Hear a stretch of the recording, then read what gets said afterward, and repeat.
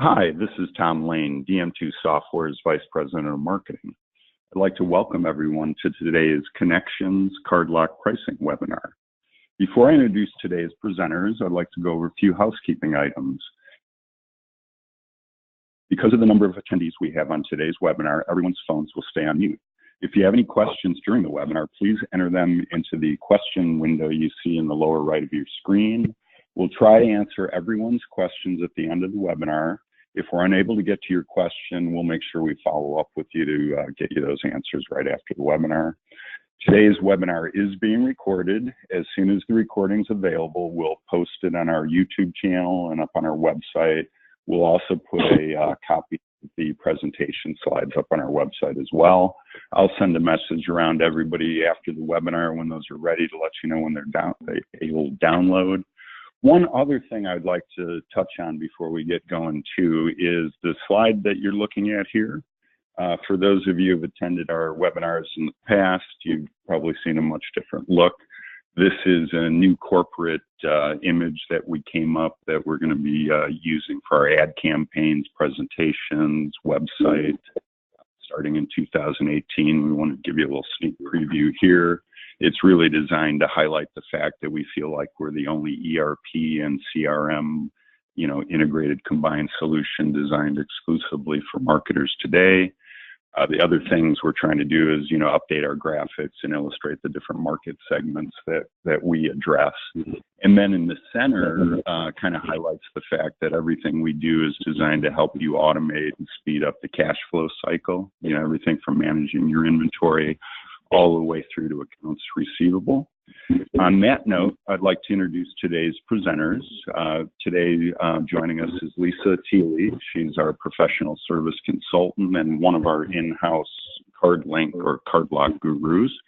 And then also special guest Shane Dyer, president of POWERUP FLEET. They're going to talk today about CardLock pricing, and we're going to introduce interface that we've developed with POWERUP FLEET. So I'm going to hand things over to Lisa now.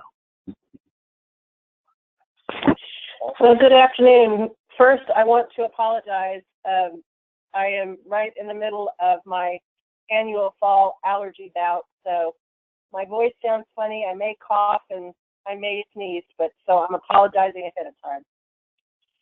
So first I was asked, Shane, do I have mouse control?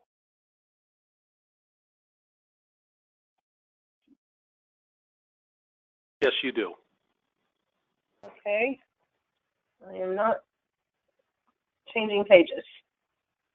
Okay, let me try it again. I'll go ahead and give it to you one more time. Now do you have it? There you go. Okay. So this is our agenda today. We're going to go over some of the more recent CardLock enhancements. I'm going to do a quick review of the current pricing method, and then we're going to talk about our new enhancement, which is going to end up being our table on steroids. So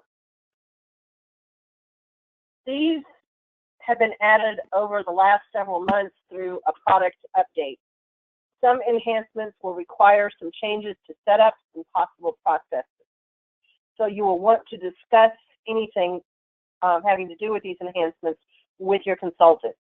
And some may not be available until our version 2017 release, where CardLock is undergoing some major changes. These are in no particular order. Some will seem minor, but over time will impact time and or margin, and others are fairly significant.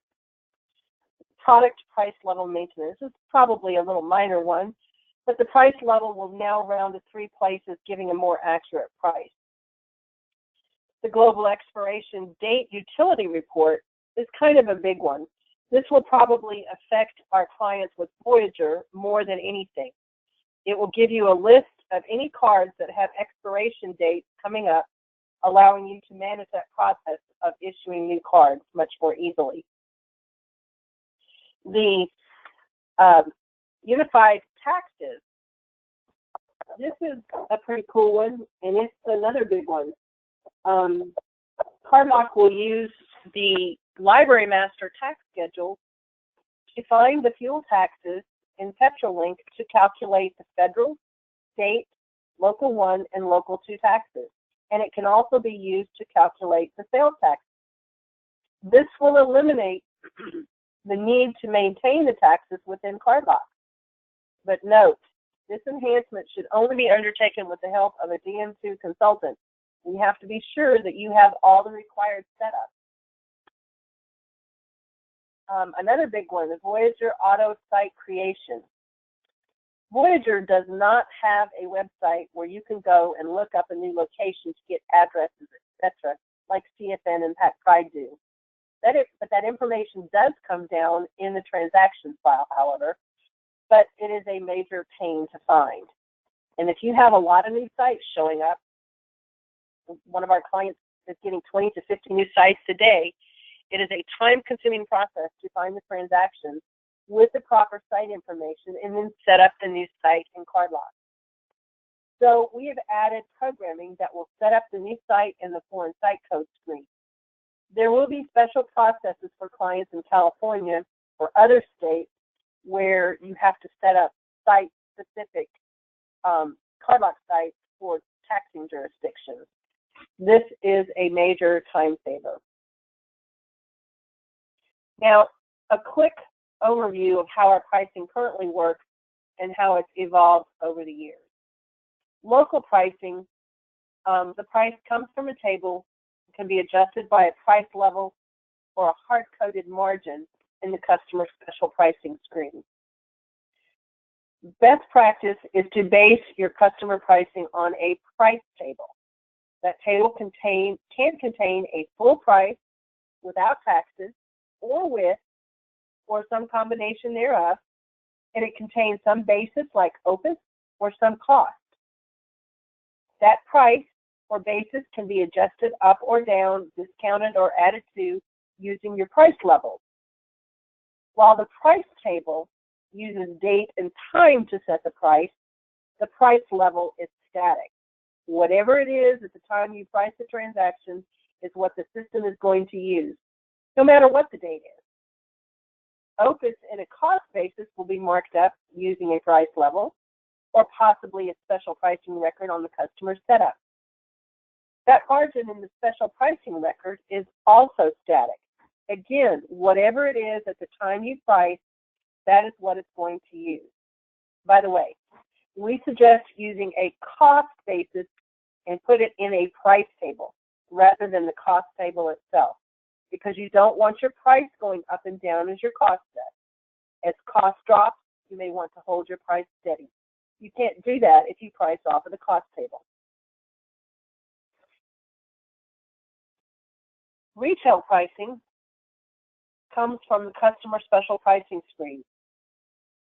It has to be set up on each customer if you're going to price on something other than the retail price that comes across in your transaction file. The default price is the retail price.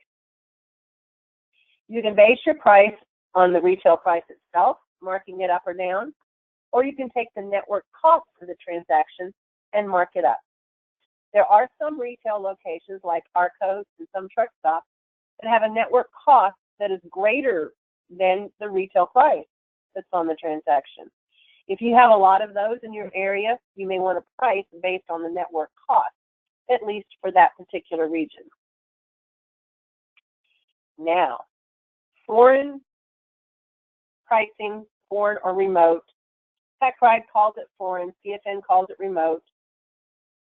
Over the years, this is where our pricing routine has probably changed the most.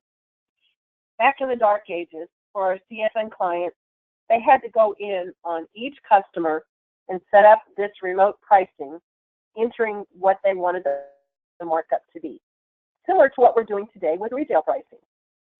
This meant that it was impossible to vary that pricing. It was rigid. PacPride clients had it a little easier in that they could go into the PacPride controller and set a global markup, which could apply to all sites or just to certain sites. And the price would come across in the transaction file. But again, it was rigid because there was no way to vary it by date or time. You had one markup today, you had another one tomorrow, but there wasn't anything that you could do as far as recording that and making it be date and time specific.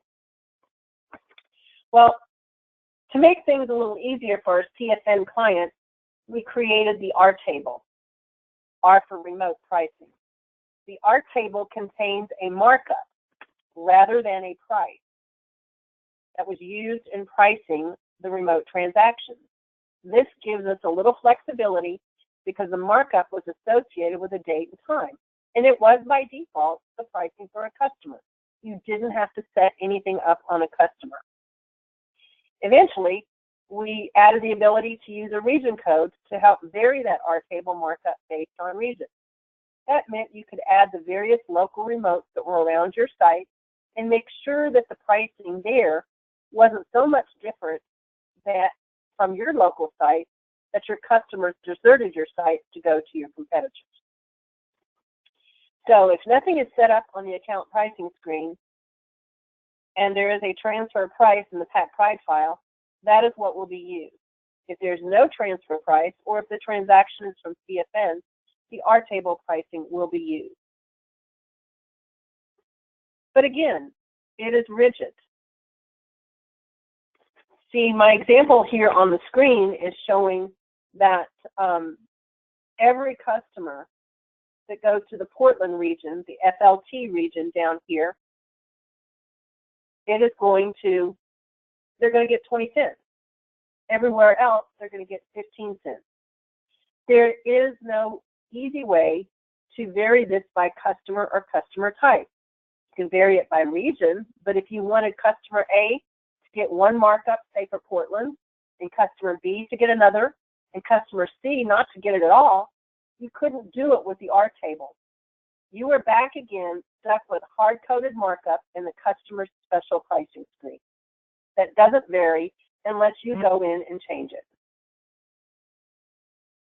But now, with the simple addition of this enhancement in a partnership with Shane Dyer and PowerUp, we have the R table on steroids. This enhancement can be used on all of your customers or on a subset of your customers. If you use it, it will be used in place of the R table pricing on those customers that you use it for. You will be able to take your customer's base price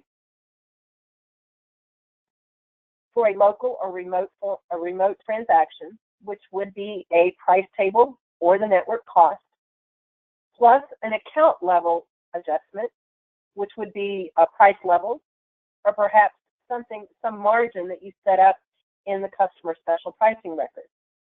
And then you can add another adjustment for a region that is date and time sensitive. And for that region, we can have 5 different adjuster levels.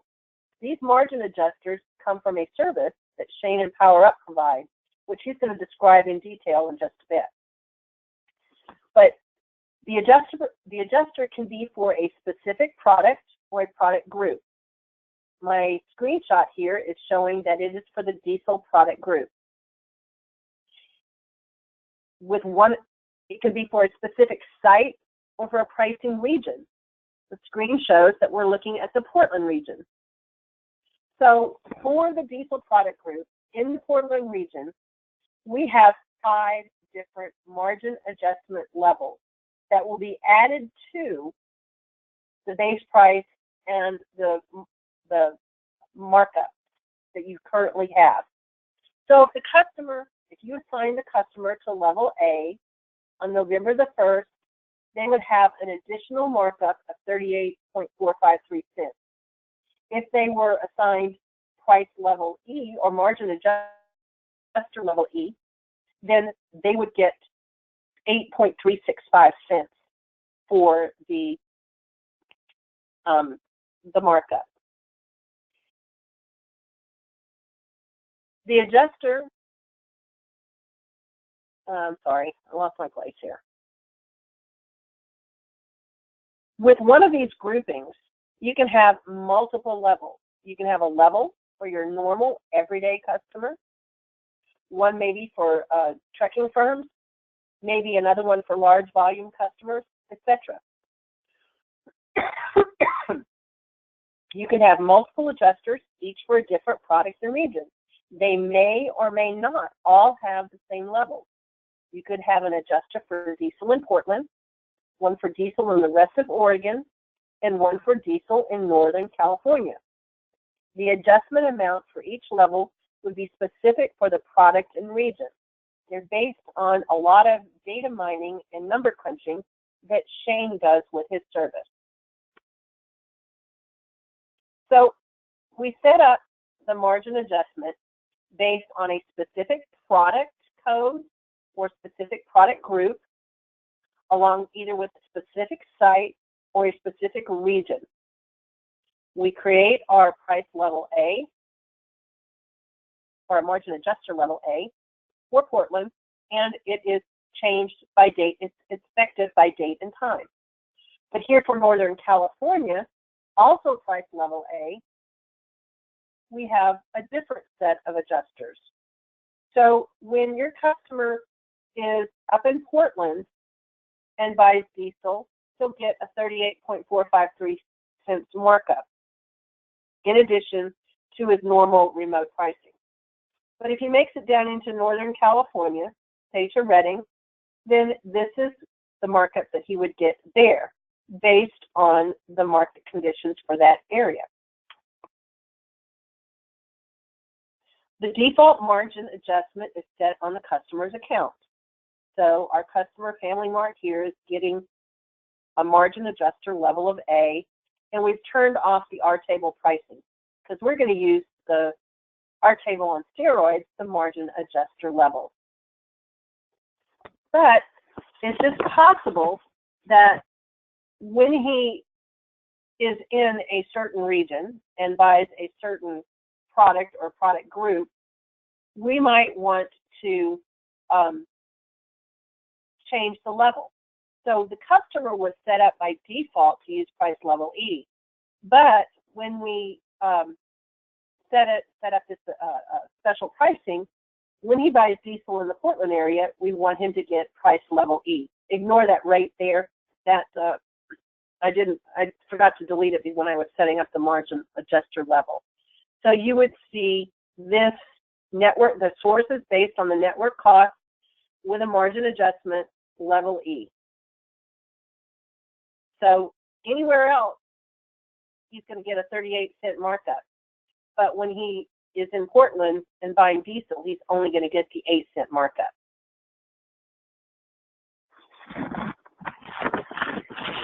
Shane will provide, all the information required for the levels, site and region, product and product group, effective date and time, will be downloaded from PowerUp on a daily basis and will be imported into the system, ready for your pricing. Shane will provide all the regions and their levels each day in this comma delimited file. Shane and your consultant will help with the setup after analyzing where your customers go, what your margins are, and will help you to show what extra margin can be added, and this is important, while still keeping your customers' pricing well below street in your region.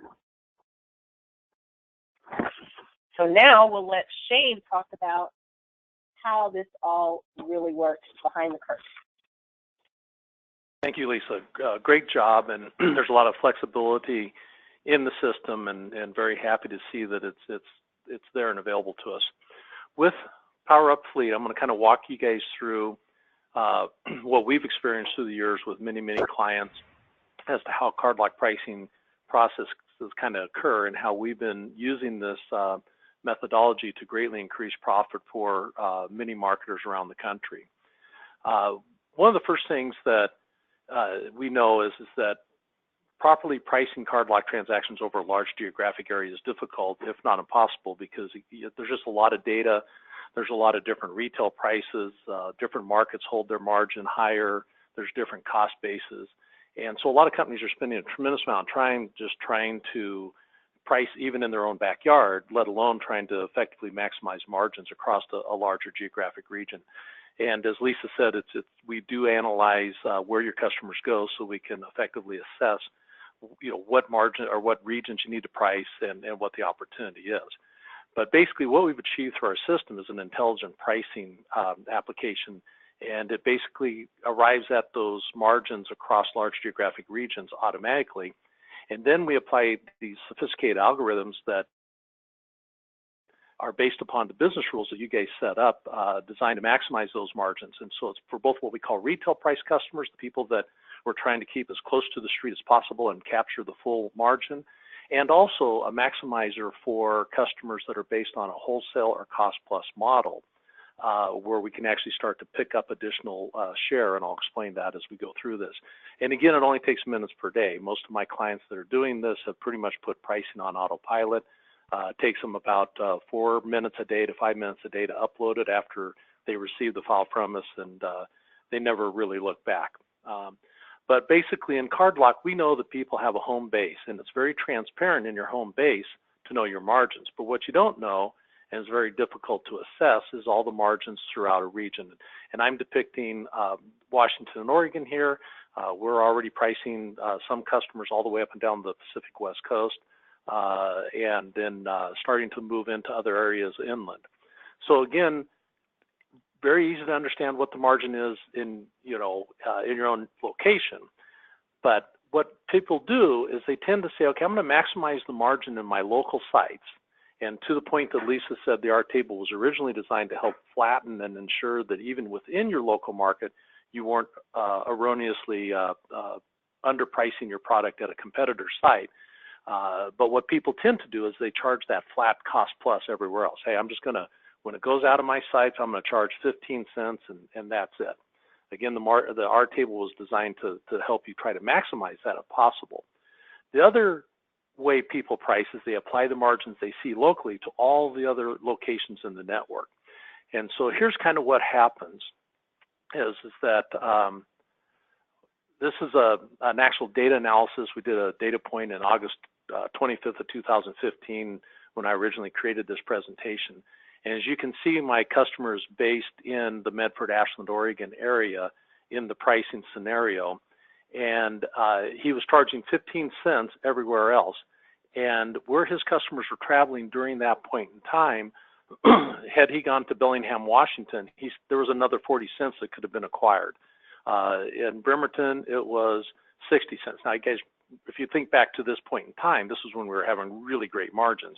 But the rule applies because, there are margins, nice margins, whenever the price of oil starts falling. We know that they're out there, but they do vary, as you can see, through all these different MSAs. So again, my terminology is this marketer was leaving all of this profit on the table when his customers went in to all of these other regions because he was flat pricing 15 cents on remote sales everywhere.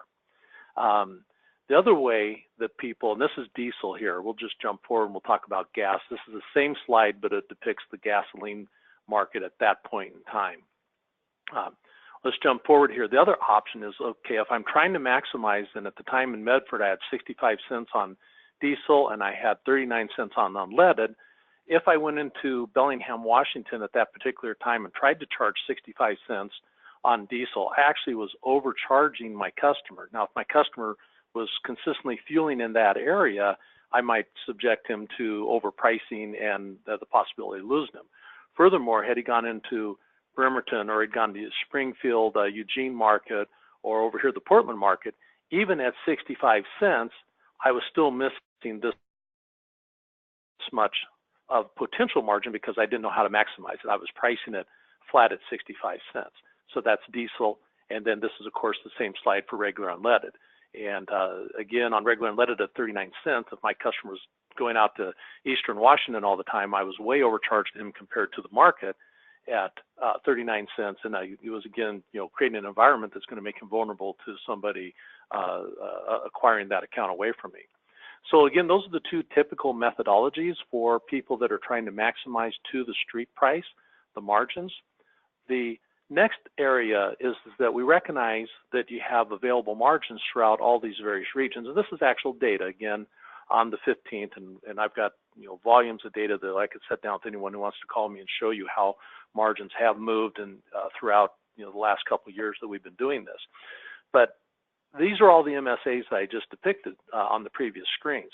So if I had went out and set up a customer at cost plus 12 or a wholesale price of 12, and typically what happens is salespeople will go out, hey, this is a good account, let's set them up with a competitive price, and you put them in at 12 cents, and that might be very reasonable for that exact point in time when we're, kind of flat like we are right now with margins. But when the margins do rise, you're selling that to the customer sometimes 30, 40, 50 cents below the street. What we do with our system and these margins adjusters is that you can actually come in and set up a customer group A, as Lisa depicted through the adjusters, for all the different regions, and these green lines depict the additional margin we're picking up on those customers who have been wholesale priced or cost plus priced and just kind of left out there to forget. And so it really kind of depends also how your sales team has worked, if they and or your overall pricing. You might be 50%, kind of trying to match the street everywhere, or you might have another 50% where you've been trying to just set the cost plus adjusters on the accounts and that's it. What our system does is it calculates what this available margin is. In this market, we might add 3 cents. In this market, on this given day, we might be able to add 8 cents. The customer is still well below the street, but we're actually adding in margin, and this is where we can pick up a lot of money. Then you can move to another adjuster level, and we'll just say customer group B, and I might have different levels. And of course, the algorithms calculate all this automatically, and we go through an extensive setup process with you. But with this, we basically come in, and how to achieve it is we take the Opus retail prices for statistical areas. We buy the data, or our customers buy it, and then we compare it to CardLock sites in that area with their cost file every day. We calculate that available margin regionally, and then we run these algorithms. So to give you an idea of what our analysis would look like, every day you receive a market analysis. And what this does is this shows you, and this is one of my customers' files, where we're pricing pretty much up and down the West Coast, as you can see. And I've got this isolated right now to the diesel product codes. We're pricing by product. Basically, in Bakersfield, California, on this date was 6/7 of 2017. The wholesale price was $2.52 based on the CFN network, which of course is CFN and PacPride merged. That's all going to be the exact same file and data cost basis, I should say. In this case, I want to capture the whole 100% of the available margin, so I don't have any minimum margins adjustments. So if the retail street is saying $2.99, I've got 47 cents. So therefore, I'm going to push out into margin adjuster A 47 cents in Bakersfield, California. Whereas in Bend, Oregon, I may be pushing out 27 cents because that's all that's available based upon the data assessed. So this is the standard margin. So this is my full rack to retail, standard retail customers. But maybe I want to come down here and I'm going to go to my more cost plus bigger customers and look at what the methodology is. So back to the same data in Bakersfield, California, but I'm taking 15 cents out because I know I might have a flat rate that I've set on that account that I always want to get.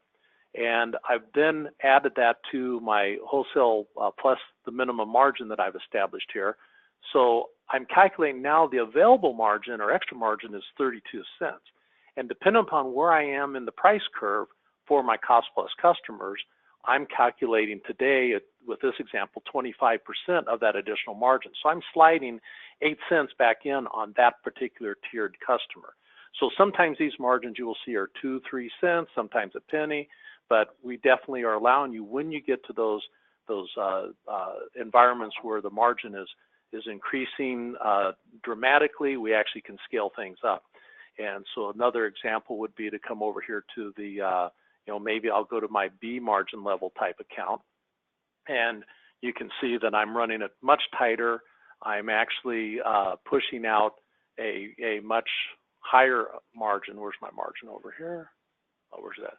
Okay, there it is. That's the percent, but where'd my margin go? There it is. Export margin markup right there, 25. It got hidden. So basically, I'm actually pushing out much more than I am on, say, my cost plus or my margin. So again, you can have multiple tiers, and kind of to graphically depict that, I've got some examples. So I might have this obviously the blue line is my kind of my minimum margin on a given account that I've set up, and this is my rack to retail spread. Let's do this one first. So maybe this is my big wholesale customer, kind of the big guys. And as we get out here ways, my algorithms will start kicking in saying, you know what, boy, we're getting a lot of margin. I'm just going to start picking up a little bit here and laying that to my bottom line rather than giving them, a 60 or 50 cent benefit. And maybe over here, this particular level, my algorithms are running a little bit more aggressive, keeping it just under the retail price line. But again, we set it up with you. It's very sophisticated, and you can apply rules that make sense to you and your customer base. What then happens is you get this report every day, and then the next thing that happens for you is that you get the DM2 file upload, which Lisa has shown, and this is what gets uploaded into your system daily, and you're completely on auto pricing. Again, all you do is look at the market analysis. Does it make sense? You can come back and if you like it, everything's good. If you feel like we need to adjust things, we certainly can. One of the things I did want to share also, is if I go back up one slide, sorry, is that we will always guarantee if there is not a minimum margin, and how we set the account up, we may not add any adjuster whatsoever, and it'll always put 15 cents in the file for that customer because that's what you've established as your minimum margin. Or you can actually rely upon the files setups in DM2 as a flat margin for the foreign sales. So basically, again, you never lose money, but you do pick up this additional money. So basically, going back over to the market analysis, if you feel like, in Bakersfield, the Opus retail averages that we're getting are too low, or maybe you feel they're too high, we actually can make adjustments that would lower this minimum margin calculation that we're putting in place, so that we can kind of adjust markets. So like if you're out in Pasco, Washington, where it's just a complete dumping ground for fuel, the averages are really low, they're well below, say, Chevron, where your card tends to go in all the time, we can actually add 5 or 6 cents here to kind of buffer that. So there's lots of adjustments that can be built into the system. So to give you kind of an idea, we've had tremendous success. I do know there's at least one individual that has worked for another company that we just did this for in I think it was November of last year. Tremendous increase in profitability.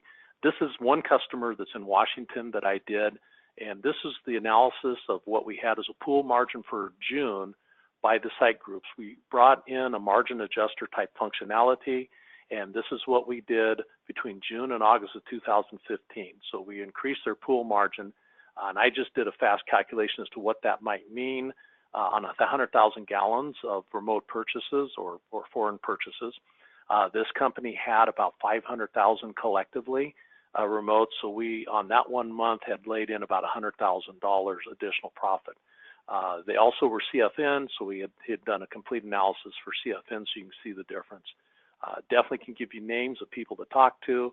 Here's one. I haven't put his name on here, but he's in California and he's happy to share. In the email he sent back to me, we doubled the gross profit on CardLock in January. I like it.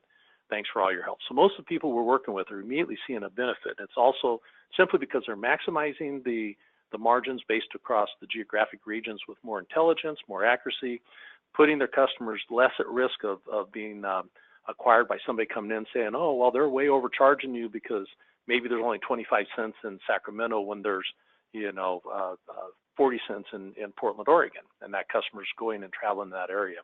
And also by really taking these wholesale customers that sales reps that just came in and say, hey, let's put them on cost plus 12 or put them on cost plus 15, and then they've just been riding at that margin all that time, not recognizing that there's a lot more margin that can be acquired intelligently without putting that customer at risk. So that's how we're really adding a lot of profit. And really every customer we've worked with, it's been a tremendous profit advantage for them. So with that, you can call us. As Lisa said, we tend to do what's called a customer stratification. We take a year's worth of your CardLock transactions, run them through an analytics engine that we have created that will give you a very in-depth view of your customers. We bounce it against the PacPride or CFN site files for you, and so you can see exactly where your customers are traveling, and we can play what if scenarios on margin changes, is how your system's working. Of course, we do want to involve Lisa and DM2 in terms of how your pricing is set up today and how we integrate this into this new strategy into your organization. So with that, I'm going to hand it back over to Tom, and I'll take it from there. All right, excellent, Shane. I appreciate that. Shane and I actually go way back. I'm guessing Shane and I met in about 1986. I entered the industry working as a sales rep for Petroven, the card reader company, back in '85, and we were very active, obviously, with PacPride. So Shane and I go way back. He's, considered one of the experts in the industry, and you can see that he's taken that knowledge and put it to good use. And we're really excited about going forward. And to give credit where credit's due, despite my VP of Marketing title, Lisa coined the phrase "our tables on steroids." As soon as she said that, I said, "You got to put that in your presentation." So I just want to make sure Lisa got credit. And then the other thing I want to thank Lisa for is she actually called in sick yesterday. So I was a little nervous. I went over a presentation thinking I might have to step in for her. So I really appreciate you showing up today, Lisa. And before we open it up for any questions, I just want to take the opportunity to remind everybody, for those of you who've been, following our newsletter, we announced that we are going to bring back the user conference. Our Connections 2018 conference is going to be held at the Heathman Lodge, adjacent to our main office in Vancouver, Washington, July 16th through 18th. We're in the process of planning all that. I think what you're going to see is we're going to use a lot of the concepts that I explained in that graphic. If you want to go ahead to the last slide. Whoever's in control at this point, I think that's back to you, Shane. So I think what we're going to do is, we're obviously going to follow along that wheel and, highlight a lot of the things that I, said earlier that we focus on for the industry to help you automate the processes, to, help you accelerate your cash flow cycle. So, that's going to be one of the overlying themes there. But again, mark your calendars. We're busy working on all that information right now. We're going to have more details starting in January. Now, I'll open it up to questions here. So far, the only question we got was, is the webinar going to be recorded? And yes, we always record the webinars. What I'll do right afterwards is there's some routines I have to go through, and then I'll get it up on our YouTube channel. I'll also put the link on our website along with a copy of the presentation material as well. Looks like that's the only question we've got so far. I know it's a lot of information. As Lisa mentioned, we're in the final steps of doing some pretty rigorous field testing on the latest release of CardLink. It's quite an overhaul. She touched on some of the features. The overlying kind of tone to it is it's just going to do a much better job of handling multiple networks, and obviously tying into services like Shane has to offer here. So we're really excited about that, and there'll be more information forthcoming on that, but it's kind of in the final stages as we speak. And we finished up a little bit early. It doesn't look like any other questions are coming in. Let me check one more thing.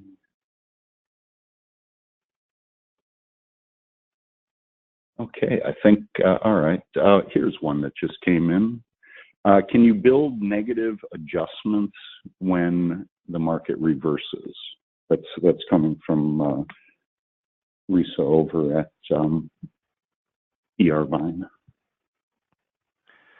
Yeah, you actually can. I think typically how we do it is we try to establish kind of a minimum margin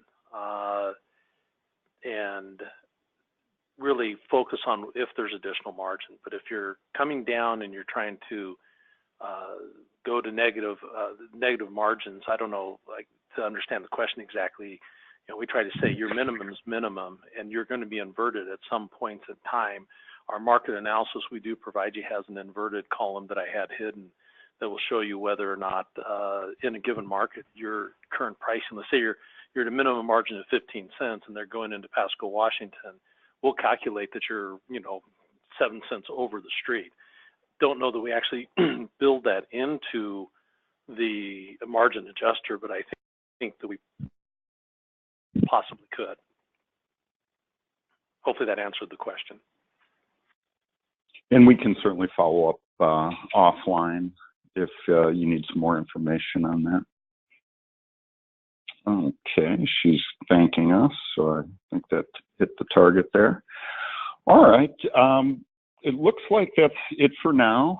Appreciate everybody's time. I just wanted to remind everybody today's webinar is being recorded. Once the recording's available, we'll post it along with a copy of the presentation on our website and then on our YouTube channel as well. As I said, it's a lot of information. If you can think of anything afterwards, feel free to contact us at sales@dm2.com, or feel free to reach out directly to Shane as well. You can see his email address here as well, shane@powerupfleet.com. And I want to thank Shane and Lisa again, and I want to thank everybody for attending today's CardLock pricing webinar. We'll close things up. Enjoy the rest of your day. Thank you.